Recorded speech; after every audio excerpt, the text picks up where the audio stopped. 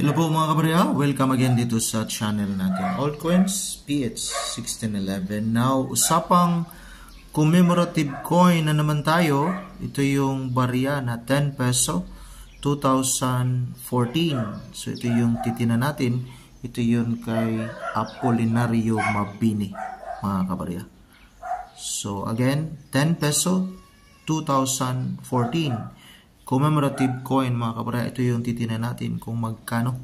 Bago sa lahat, ako po magpapasalamat sa mga bago nating subscribers na unti-unti, at least importante may kunti tayong nadagdag buwan-buwan mga kabarya dito sa channel natin. Maraming salamat po sa patuloy niyo pong panonood sa mga video natin dito sa ating libangan na mga barya. Diretso tayo sa barya na featured coin natin ngayon. So ito yung 10 peso commemorative coin 2014. 2 months ago by Ina 28, may seller tayo 150.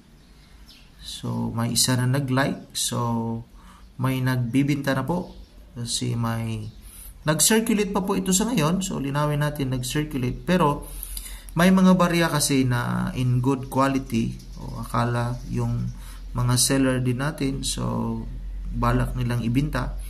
So depende na rin po yon. So wala po tayong problema doon. So depende na po yon kung may mga bagong coin collector po na nagka-interest sa mga barya na binibinta po. So ito yung commemorative coin. While dito naman kay ucoin.net, so may value dito 1.92 US dollar po. So Apolinario Mabini. So yan po yung barya.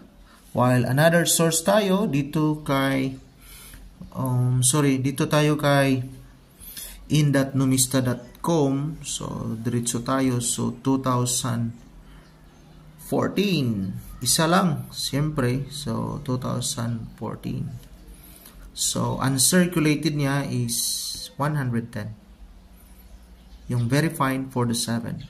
So walang value appraisal. Ibig sabihin, nasa face value pag hindi maganda yung quality. 10 peso pa rin, hindi nagbabago yung value, 10 peso. Except lang po yung good quality, unti-unting tataas yung value pag nasa good condition po mga kabarya. Yan lang po, maraming salamat and God bless.